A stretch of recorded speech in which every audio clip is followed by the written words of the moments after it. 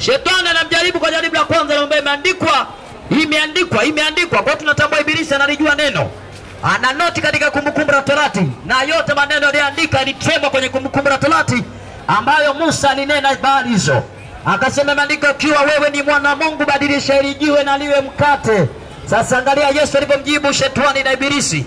Akamwambia imeandikwa, mwanadamu hataishi kwa mkate tu, bali katika neno litakalotoka katika kinywa cha Bwana. Ikiwa na maana hii, mwanadamu mkazi yoyote meno haya duniani na ndani ya Tanzania hataishi tu kwa bufera mabantulie, bali ataishi kwa sababu Bwana amesema aishi.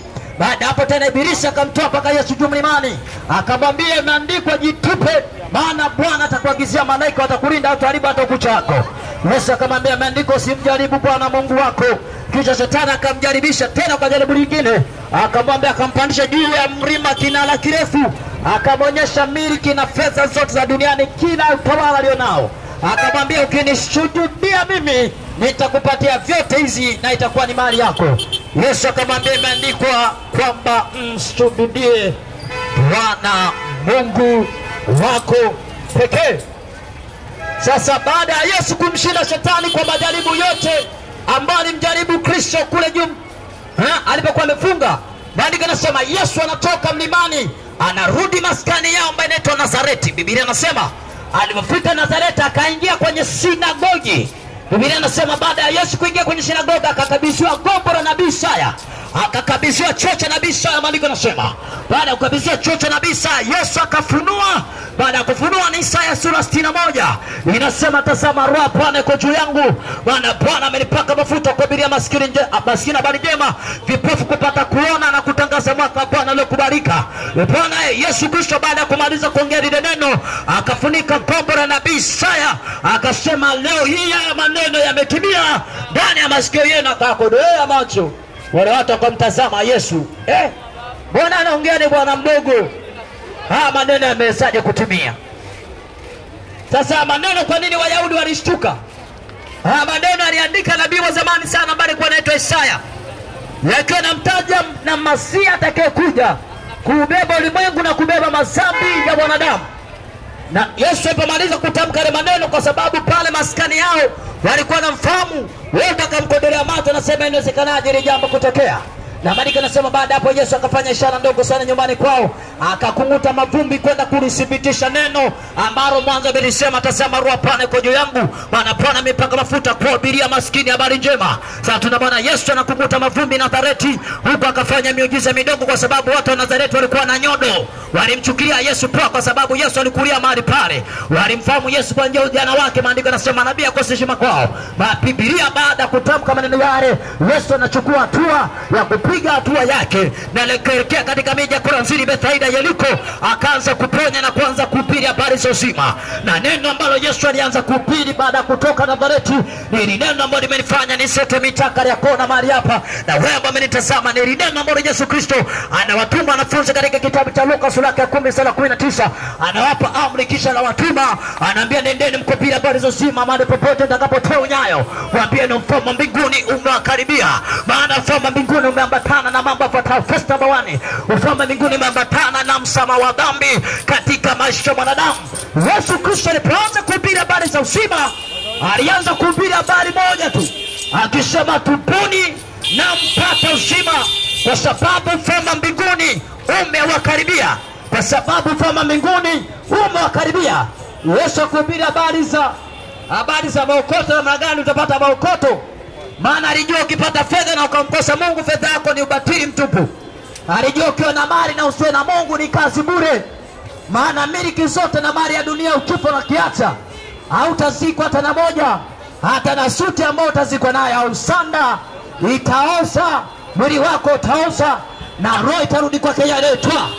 Kwa Yesu sasa kadiri na kitu ambacho hakitakufa bali chenyewe kitaenda kuonja mauti, nao si nyingine ni roho ya mwanadamu. Na ndio maana Yesu anasema kwenye Yohana 6:63, akatamka akasema, na maneno haya ninayotamka ni uzima na ni roho. Akiwa na maana hii maneno yake Yesu Kristo, kwa yote yule ambaye akisadiki na kuamini, yatakuwa ni uzima ambao utapenya ndani ya nafsi ya mwanadamu, kubadilisha na kuondoa kila dhamiri yote mbaya ambayo ibilisi ameweka ndani ya maisha yako. Let me tell you something, neighbor. Tangaza karakona ingia na kutoka. Habari zake Yesu Kristo za habari ambazo tunazubiri ni habari za neema, ni habari za ukombozi, ni habari za msamaha katika maisha ya mwanadamu. Yesu anasema roho Bwana iko juu yangu, maana Bwana amenipaka mafuta kuhubiria maskini habari njema, vipofu kupata kuona na kutangaza mwaka wa Bwana uliokubalika, wafungwa kufunguliwa kwao. Sasa Yesu anaanza kulitekeleza neno step by step. Anafika kwenye mji mmoja unaitwa Gerasi. Kitabu cha Marko sura ya 5 kuanzia mstari wa kwanza. Anakutana na bwana mmoja, kijana mmoja aliyetokea maskani yao Gerasi. Huyu bwana alikuwa ameteswa na mapepo kwa muda mrefu. Biblia inasema wa ndugu zake walimfunga, lakini kwa sababu yale mapepo yalikuwa na nguvu, yalikata zile pingu na kumfanya yule bwana akimbia kiwa uchi wa mnyama na kwenda kuishi makaburini. Unajua, ngoja nikwambie kitu kimoja ambacho haujaelewa rafiki yangu. Shetani hana msamaha kwenye maisha ya wanadamu. Shetani hana nyongeza kwenye maisha ya wanadamu. Ibilisi hana msamaha kwenye maisha ya wanadamu. Kazi yake Yesu anasema kwenye Yohana 10:10, mwivi aje aibe na kuchinja na kuharibu, lakini mimi nalikuja na uzima kisha unaotere. Yani kazi ya Ibilisi katika maisha ya wanadamu ni kutapanya, ni kuharibu nafasi ambayo wanadamu ameitengeneza na Mungu, ni kuharibu mahusiano baina ya wanadamu na Mungu. Ndio kazi ambayo Shetani na Ibilisi anaifanya. Nitarudi kwenye mfano wa Gerasi. Nataka nikuonyeshe jinsi ambavyo Shetani anacheza na akili ya mwanadamu na Ibilisi jinsi anavyocheza na akili ya mwanadamu. Kitabu cha Mwanzo sura ya 3 tunakutana na story fupi ambayo inamhusu mzazi wetu wa kwanza ambaye anaitwa Adamu pamoja na Hawa. Hao watu waliishi maisha matakatifu sana. Adamu wa kwanza kwenda gesti, Adamu wa kwanza kuweka ngoro, Adamu wa kwanza kuchepuka, Adamu wa kwanza kutukana, na Adamu wa kwanza kwenda msikitini wala kanisani. Labda naweza kusema dini inaweza kuwa inanificha kidogo. Sasa nakuleta kwenye Adamu wa kwanza. Aishi maisha matakatifu asipojua kanisa, wala kujua msikiti, wala kujua sinagogi, wala kujua hekalu. Maana wakati wa hekalu imeanza kujengwa, sinagogi limeanza kujengwa, Mungu anampa revelation Musa. Ndio anakutana na watu fulani wanaanza kujenga kitu kinaitwa hekalu. Ndio linaanza kujengwa, jengo ambalo Mungu ataketi. Lakini kuanzia wakati wa Adamu kuja wakati wa Ibrahimu, kuja wakati wa Nuhu, haikuwepo jengo lolote ambalo mwanadamu alikuwa anaenda na abudu. Kwa sababu gani? Sio kama mwanadamu alikuwa abudu, ni kwamba wakati huo mwanadamu alikuwa na relation nzuri na Mungu, alikuwa na mahusiano mazuri na Mungu.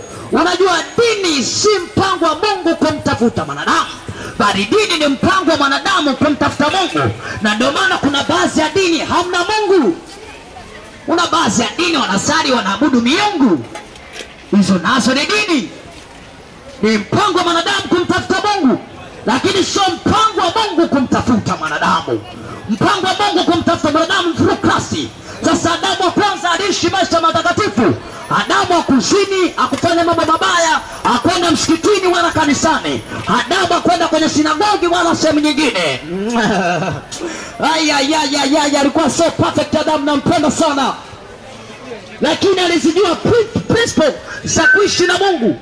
Alijua namna gani ambavyo unatakiwa uishi na Mungu. Kitu cha kwanza, Adamu hakuwa na dhambi mwanzo, lakini tunaona Adamu aliomesha kubakisha Mungu, akaanza kutapatapa kama mfamaji, akitafuta sehemu ya kwenda kutuliza roho yake, kwa sababu mahusiano yake na Mungu yalikuwa sharibika baada ya kuchuma lile tunda la ujuzi wa mema na mabaya na kula, na baada ya Kara na Hawa wakafuniliwa macho, wakajiona wako uchi. Ina maana kumbe mwanadamu wa kwanza alikuwa uchi, lakini alikuwa jitambui kama yuko uchi. Baada ya kujikundua kwamba yuko uchi, dhambi baada ya kuingia, wanadamu ndio wanaanza kujikagua, anajiona kwamba yuko na makosa. Lakini sasa sikieni kwamba kitu kimoja rafiki yangu, mkaza maneno haya. Kwa tumeona mwanadamu wa kwanza aliishi maisha matakatifu, lakini alimesa hapo katika bustani ya Edeni. Na sasa mwanadamu kuanzia generation Adamu mpaka kuja generation Z, wakati ambao sisi kizazi cha mwendokasi tunaishi, watoto 2000, kizazi chetu kina mambo mengi. Kuanzia wakati wa Adamu mpaka sasa hivi mwanadamu anazidi kuishi chini ya koko la dhambi. Warumi 3:23 Biblia inasema wote tumetenda dhambi na tumepungukiwa na utukufu wa Mungu. Hii ina maana kubwa kwamba hakuna hata mwanadamu mmoja ambaye anaweza kujihesabia haki. anaweza akajihesabia utakatifu kama asipofanya kuwa mtakatifu, kwa sababu kwa nguvu za mwanadamu hana uwezo kushinda dhambi. Kwa nguvu za mwanadamu hana uwezo kushinda matukano. Kwa nguvu za mwanadamu hana uwezo kushinda zinaa. Kwa nguvu za kibinadamu hana uwezo kushinda chigiri wala smatijini. Kwa nguvu za kibinadamu uwezo kushinda ugoro wala mibangi. Kwa nguvu za kibinadamu uwezo kushinda uchawi. Kwa nguvu za kibinadamu uwezo kushinda roho mbaya wala husda. Kwa nguvu za kibinadamu uwezo kushinda kufunga majini wala kuweka msukule kwenye duka lako. Kwa nguvu za kibinadamu uwezo kushinda kwenda kitambaa cheupe na Ijumaa kwenda Brabata kwenda kuruka na kubambia makahaba. Kwa nguvu za kibinadamu uwezo kushinda ulevi. Kwa nguvu za kibinadamu uwezo kushinda dhambi. Uwezo kushinda dhambi. Hata kama uwe unafari unafanya dua asubuhi mpaka jioni, na kwa hapo ukiwa kwenye nyumba ya ibada unakuwa mtakatifu.